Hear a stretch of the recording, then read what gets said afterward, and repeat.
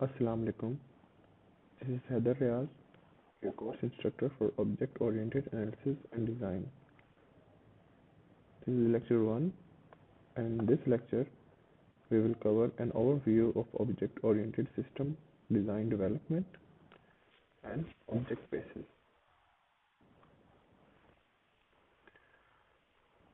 What is object oriented analysis and design?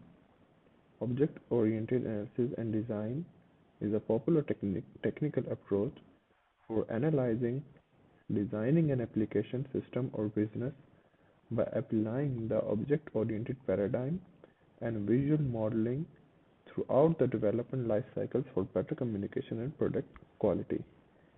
जैसे हमारे पास traditional approach होती है डिज़ाइनिंग की किसी भी सॉफ्टवेयर को, इसी तरह हमारे पास एक और अप्रोच है जो कि ऑब्जेक्ट ओरिएंटेड बेस्ड अप्रोच है, जिसके अंदर हम किसी भी सिस्टम को एनालाइज करेंगे, डिज़ाइन करेंगे by using object oriented concepts like objects, classes, polymorphism, encapsulation and visual modeling throughout the development life cycle. हम OOP के कंसेप्ट यूज करेंगे और विजुअली डिजाइन करेंगे मॉडल को, और उसको यूज करते हुए हम अपने प्रोडक्ट को, सॉफ्टवेयर को डेवलप करेंगे. Object oriented programming is a method based on the concept of objects, which are data structures that contain data in form of fields, often known as attributes, and code in the form of procedures, often known as methods. Object oriented programming, ये जो object oriented analysis का subject है, इसका pre requisite हमारा ऊप है. यानी कि अगर हमको ऑब्जेक्ट ओरिएंटेड प्रोग्रामिंग करनी आती है तो ही हम उसमें किसी भी सॉफ्टवेयर को डिज़ाइन कर सकते हैं. तो हमारे उस ऑब्जेक्ट ओरिएंटेड प्रोग्रामिंग में चूंकि सारी प्रोग्रामिंग ऑब्जेक्ट्स के ओरिएंटेड होती है, इसीलिए डिज़ाइनिंग में भी हमने सारी प्रोग्रामिंग को और अपने डेवलपमेंट को, तमाम डेवलपमेंट फेसेस को, स्टेजेस को ऑब्जेक्ट्स के ओरिएंट करके हमने डिज़ाइन करना है. हमारे पास इस टेक्निक में ऑब्जेक्ट्स होते हैं. What are objects? ऑब्जेक्ट के हमारे पास दो पार्ट्स होते हैं. एक ऑब्जेक्ट एक डाटा स्ट्रक्चर है जिसके अंदर हम डाटा को भी स्टोर कर सकते हैं और उसके प्रोसीजर्स को, उसकी फंक्शनैलिटी को भी स्टोर कर सकते हैं. Object-oriented analysis is a software engineering approach that models the system as a group of interacting objects. यानी इस अप्रोच में हम जो सिस्टम को डिज़ाइन करेंगे वो यूजिंग इंटरेक्टिंग ऑब्जेक्ट्स करेंगे. यानी कि हम हर चीज़ के लिए, हर एंटिटी के लिए, रियल लाइफ एंटिटी के लिए एक ऑब्जेक्ट क्रिएट करेंगे और वो ऑब्जेक्ट्स आपस में कैसे इंटरेक्शन करेंगे, इस चीज़ की हमने डिज़ाइनिंग करनी है इस अप्रोच में, जिसका एनालिसिस होगा. एनालिसिस में हम फाइंड करेंगे understanding, finding and describing the concepts in the problem domain. सबसे पहले हम जिस चीज़ का सॉफ्टवेयर डिज़ाइन करने जा रहे हैं, सबसे पहले हम उसके डेटा को अंडरस्टैंड करेंगे. उसमें से हम आइडेंटिफाई करेंगे कि कौन कौन सी चीज़ों के हम ऑब्जेक्ट्स क्रिएट कर सकते हैं. Then design stage, understanding and defining the software solutions that represent the analysis concept and will eventually be implemented in code. और देन हम जो हमने आइडेंटिफाई किए होंगे एनालिसिस पार्ट में कि हम इन एंटिटीज़ को ऑब्जेक्ट के तौर पे बना सकते हैं, हम यहाँ पर उन ऑब्जेक्ट्स को डिज़ाइन करेंगे कि उनको कोड में किस तरीके से इम्प्लीमेंट किया जाएगा. और देन उसके बाद जो स्टेज होगी वो होगी डेवलपमेंट की. A software development approach that emphasizes a logical solution based on the object. फिर जो डिज़ाइन जिस तरह से डेवलप करेंगे, जो हम विजुअली ग्राफिकल भी बनाएंगे ऑब्जेक्ट्स को यूज़ करते हुए, उसका फिर हम सॉफ्टवेयर को डेवलप करेंगे. और किसी भी हमारी कोई सी भी लैंग्वेज में कर सकते हैं as long as that language support the object oriented programming concept. जैसे हमारे पास C++ है, ऊप सपोर्ट करती है, .NET है, ऊप सपोर्ट करती है. Software development is dynamic and always undergoing a major change. Software development हमेशा डायनेमिक होती है. यानी आप ऐसा नहीं हो सकता कि जब आप आज सॉफ्टवेयर बनाने जा रहे हैं तो उसमें कभी चेंजिंग्स नहीं होंगी. सॉफ्टवेयर हमेशा इवॉल्व करता है with the time. Software system development refers to all activities that go into producing information system solution. अब सिस्टम डेवलपमेंट उन एक्टिविटीज़ का नाम है जिनको हम परफॉर्म करते हुए सिस्टम को डेवलप करते हैं। अब उनमें कौन कौन सी एक्टिविटीज़ आती हैं? Number one, system analysis. सबसे पहले हम एनालाइज करेंगे हमारे डेटा को देखते हुए कि हमने आइडेंटिफाई करेंगे एनालाइजिंग में कि क्या चीज़ हमारी क्या बनेगी। फिर हम उसको मॉडल डिज़ाइन करेंगे, मॉडलिंग करेंगे, फिर डिज़ाइनिंग, फिर इम्प्लीमेंटेशन और देन उसकी डिलीवरी होगी टेस्ट एंड मेंटेनेंस की सूरत में। हमारे पास नॉर्मली किसी भी सॉफ्टवेयर को डिज़ाइन करने के लिए दो अप्रोचेज होती हैं, a traditional approach and object oriented approach. Traditional approach क्या है? अ कलेक्शन ऑफ प्रोग्राम्स और functions, a system that is design for performing certain actions. हमारे पास ट्रेडिशनल अप्रोच में क्या होता है कि पहले जब हमारे पास ऊप नहीं थी तब हमारे पास ट्रेडिशनल प्रोग्रामिंग स्ट्रक्चर्स थे, जैसे कि अनस्ट्रक्चर्ड प्रोग्रामिंग, प्रोसीजरल प्रोग्रामिंग। उसमें हमारे पास ऊप का कोई कंसेप्ट नहीं होता था। उसमें क्या होता था कि जब हम प्रोग्रामिंग करते थे तो हमारे पास एक पेज है, एक मेन क्लास है, एक पेज है, और हम सारी प्रोग्रामिंग वहीं पर कर रहे हैं। मतलब हमारा तमाम सॉफ्टवेयर का, पूरे सॉफ्टवेयर का तमाम तर डाटा वहीं पर है और उससे रिलेटेड जितनी भी कोडिंग है उसी एक ही जगह पर है। जिसकी वजह से क्या इश्यूज आते थे? एक तो हमको जो जो काम करना है हमने उसका कोड करना है, बार बार उसकी कोडिंग करनी है, चाहे एक ही काम हो उसे हम रिपीट ही क्यों ना कर रहे हो, हमें अगेन उसको कोड करना है। फिर दूसरा, चूंकि सारा डाटा हर चीज़ का वहीं पर है, तो कोई फंक्शन हम बनाएं तो किसी भी डाटा को वहाँ पर अल्टर कर सकता था, मॉडिफाई कर सकते हैं। तो हमारे पास जब एक ही पेज में सारी प्रोग्रामिंग होती थी तो हमारे पास उसमें इश्यूज बहुत क्रिएट होते थे। इसलिए ट्रेडिशनल अप्रोच, मतलब जो इस अप्रोच को यूज़ करते हुए हम प्रोग्रामिंग करते हैं तो फिर उसी की डिज़ाइनिंग भी उसी अप्रोच के मुताबिक होगी। तो अब ये उस अप्रोच की बात हो रही है कि उस इस अप्रोच में क्या होता है, कलेक्शन ऑफ प्रोग्राम्स और फंक्शन, यानी हम एक ही प्रोग्राम बनाएंगे जिसके अंदर प्रोग्राम भी सारी आपका डेटा भी होगा और उसी में आपकी सारी फंक्शनैलिटी भी होगी। A system that is design for performing certain action, उसमें हमने डाटा को, हम ट्रेडिशनल अप्रोच में डाटा को फोकस करते ही नहीं है। हमने बस ये देखना है कि एक्शन कौन कौन से परफॉर्म होने हैं और हमने उसको कोड करना है और उसके मुताबिक एक्शन परफॉर्म करवा देना है। Algorithms plus data structure is equal to program, यानी कि हमारा जो कोडिंग का पार्ट है और हमारे जो डाटा स्ट्रक्चर है वो आपस में सारे इंटरमिक्स्ड हैं इस ट्रेडिशनल अप्रोच में। हमारे पास कुछ इसके एग्जांपल हैं, waterfall model, spiral model, incremental model, जो हम सॉफ्टवेयर इंजीनियरिंग के सब्जेक्ट में पढ़ चुके हैं। Traditional approach to the software development tends toward writing a lot of code to do all the things that have to be done, यानी कि हर वो चीज़ जो आप चाहते हैं कि आपके सॉफ्टवेयर में हो आपने उसको कोड करना है। इसमें रीयूजेबिलिटी का कंसेप्ट नहीं रहता। हम इसमें पुराना किसी का दिया हुआ कोड रीयूज करना बहुत मुश्किल है, इसलिए हमको हर चीज़ को, एक एक चीज़ को कोड करना है, चाहे वैसे की वैसी ऑलमोस्ट सेम क्यों ना पड़ी हो। Algorithmic centric methodology, only the algorithm that can accomplish the task, यानी हमारा इसमें मेन फोकस एल्गोरिदम पर होता है कि हमने जो टास्क परफॉर्म करने जा रहे हैं बस वो कैसे परफॉर्म करने जा रहे हैं, ये हमारा इसमें मेन फोकस होता है। Data centric methodology, think about the data to build a structure based on algorithm. यहाँ पर हम इस ट्रेडिशनल अप्रोच में एल्गोरिदम को देखते हुए डाटा स्ट्रक्चर बनाते हैं, जबकि हम ऊप के में क्या करते हैं कि अपने डाटा को देखते हुए एल्गोरिदम और डाटा स्ट्रक्चर डिजाइन करते हैं। ऑपोजिट चीज है इसके अंदर, इसमें हम एल्गोरिदम पे फोकस करते हैं। You are the only active entity and the code is just basically a lot of building material.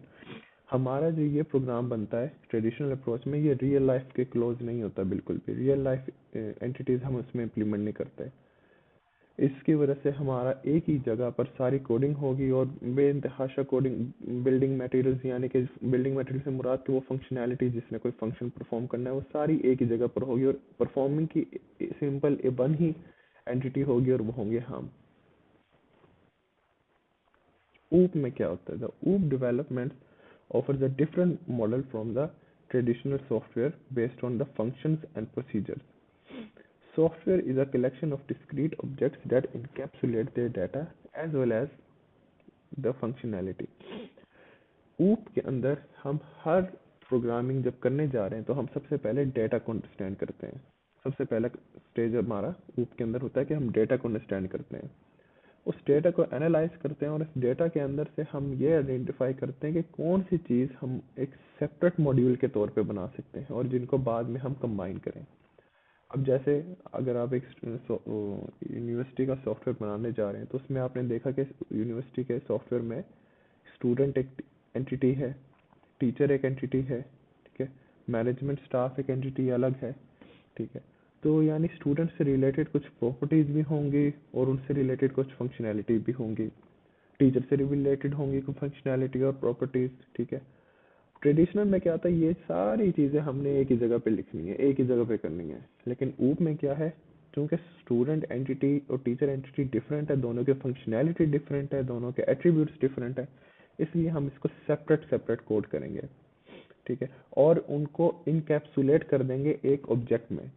और फिर जब हम उनको इंटरेक्शन करवाएंगे आपस में तो उनके ऑब्जेक्ट क्रिएट करके उनको आपस में इंटरेक्ट करवाएंगे, ना कि हम उनका जो कोड का पार्ट है जहाँ पे वो डिक्लेरेशन हुई हुई है उसको हम लेके चलेंगे।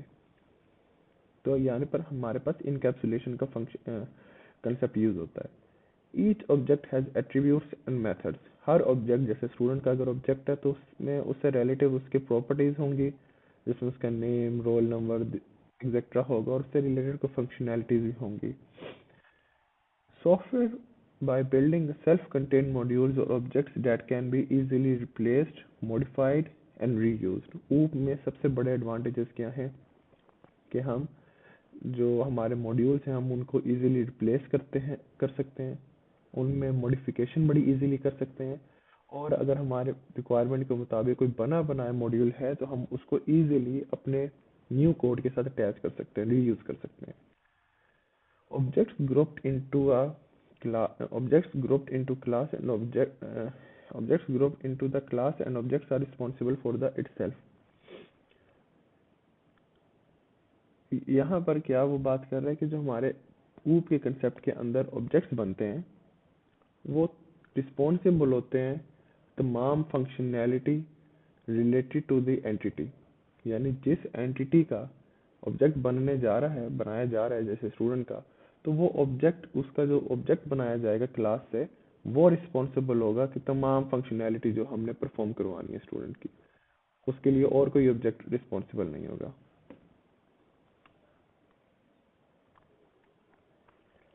Double approach is more like creating a lot of helpers take on active role, a spirit that forms a community whose interactions become the application। Object oriented में हम जो इसने बात कही है कि creating a lot of helpers का मतलब ये है कि हम ऑब्जेक्ट्स बनाते हैं और वो ऑब्जेक्ट्स जो हैं, हर ऑब्जेक्ट अपनी अपनी फंक्शनैलिटी परफॉर्म करता है।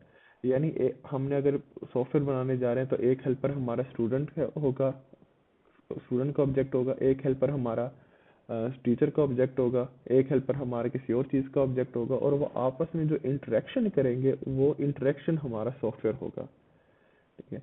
ये हमारी ऊप के अंदर चीज़ होती है जिसमें रीयूजेबिलिटी, मॉडिफिकेशन एंड रिप्लेसमेंट बहुत इजी होती है।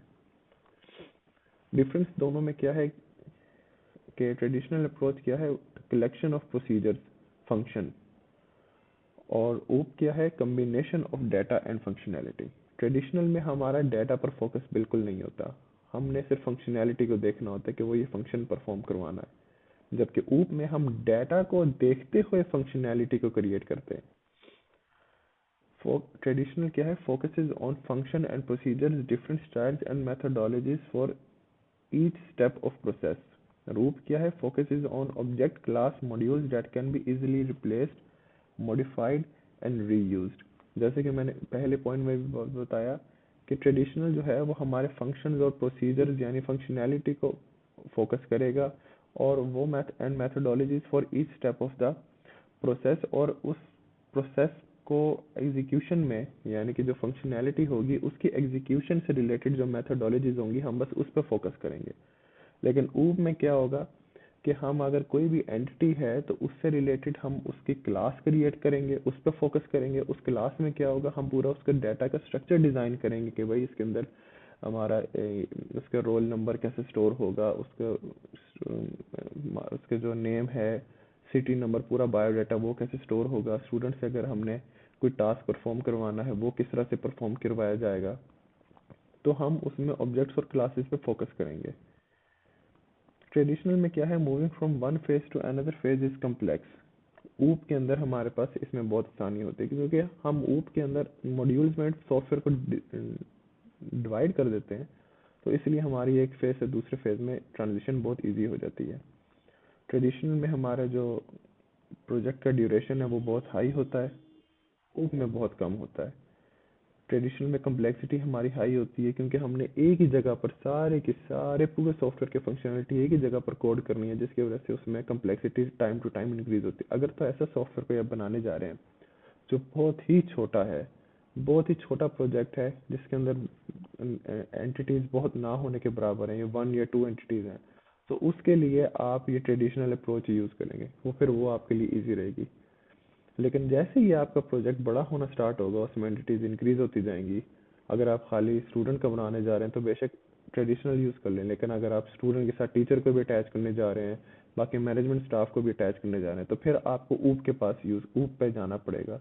फिर आपकी इससे क्या होती है, कम्प्लेक्सिटी कम हो जाती है। बेनिफिट्स हमने अभी डिस्कस किए कि फास्ट डेवलपमेंट होगी। हम चूंकि सेपरेट सेपरेट मॉड्यूल्स बना रहे हैं तो डाटा आपस में इंटरमिक्स नहीं होगा, तो फास्ट डेवलपमेंट होगी, और एंड में हम क्या करेंगे, बस उनके आपस में इंटरेक्शन। रीयूजेबिलिटी, कोई कोड हमें ऐसा मिल जाए जो हमारे प्रोजेक्ट से रिलेटेड हो, हम उसको रीयूज कर सकते हैं। इंक्रीज्ड क्वालिटी, और जैसे हम किसी कोड को रीयूज करेंगे तो ऑब्वियसली वो जो रीयूज कोड है वो ऑलरेडी टेस्टेड कोड होगा, तो हमारी क्वालिटी भी इंक्रीज होगी। Modelling the real world provides us with a stronger equivalence of the real world entities. इसमें हम ओ में हमको सबसे बड़ा एडवांटेज ये है कि हम इसे रियल लाइफ के साथ कोड करते हैं। यानी स्टूडेंट एक एंटिटी है तो स्टूडेंट का एक सेपरेट क्लास, टीचर एक एंटिटी है तो टीचर की एक सेपरेट क्लास। तो हमें पता चल रहा है कि हमने और स्टूडेंट वाले के अंदर स्टूडेंट की फंक्शनैलिटी है, और वो कभी भी टीचर वाले क्लास में नहीं आ सकती, तो आपस में इंटरमिक्सिंग नहीं होगी, वो एक अलग एंटिटी, वो एक अलग एंटिटी। इसकी वजह से ये रियल लाइफ के साथ मैच करती है। ट्रेडिशनल में ऐसा कुछ भी नहीं था। Raising the level of abstraction to the point where application can be implemented in the same terms as they are described। यानी कि हमने इसके अंदर एब्स्ट्रैक्शन लेवल, एब्स्ट्रैक्शन मीन कि हमने डिटेल को हाइड करना, वो इस हद तक है लैंग्वेज के अंदर कि application can be implemented in same terms as they are described. यानी जैसे मैं आपको बता रहा हूँ कि मुझे ये बना दें, वैसे वैसे ही ऊप में डिज़ाइन उसी के मुताबिक बनता जाएगा।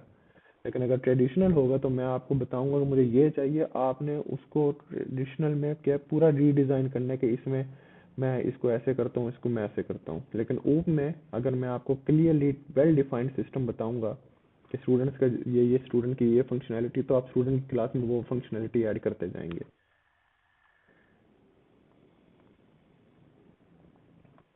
इन object oriented system everything is object. हम हर चीज़ का ऑब्जेक्ट बनाते हैं और अपनी मेन क्लास में उन ऑब्जेक्ट्स को आपस में इंटरेक्ट करवाते हैं।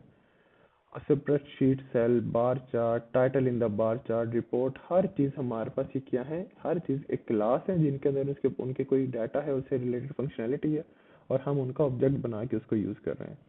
A Windows object is responsible for things like opening, sizing and closing itself। ठीक है, एक विंडो का अगर मैं ऑब्जेक्ट बनाता हूँ तो उसमें यही फंक्शनैलिटी है कि वो अपने आप को अंदर ही कोई मेथड प्रोवाइड करेगा जिसके ज़रिए ओपन करूँगा, उसका साइज इंक्रीज या डिक्रीज करूँगा, क्लोज करूँगा।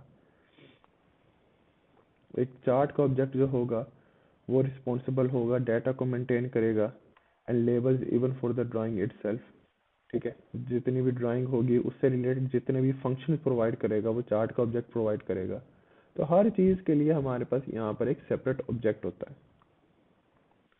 तो इसमें हमने क्या करना होता है, developer should define objects and classes, describe objects, methods, attributes and how objects respond to the messages.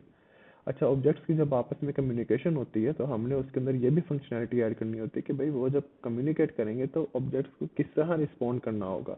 यानी अगर एक ऑब्जेक्ट दूसरे को कम्युनिकेट करके कोई टास्क परफॉर्म करवाना चाहे तो उसने किस तरह से वो टास्क परफॉर्म करके उसको रिप्लाई देना है, आंसर करना है। Define polymorphism, inheritance, data abstraction, ये जो हमारे रेगुलर रूप के कंसेप्ट हैं हम वो सारे यूज करेंगे। तो ये हमारा ऑब्जेक्ट का पार्ट हो गया। नेक्स्ट लेक्चर में हम इंशाल्लाह इंक्रीमेंटल अप्रोच को स्टडी करेंगे, आइटरेटिव एंड इंक्रीमेंटल अप्रोच। अल्लाह हाफिज़।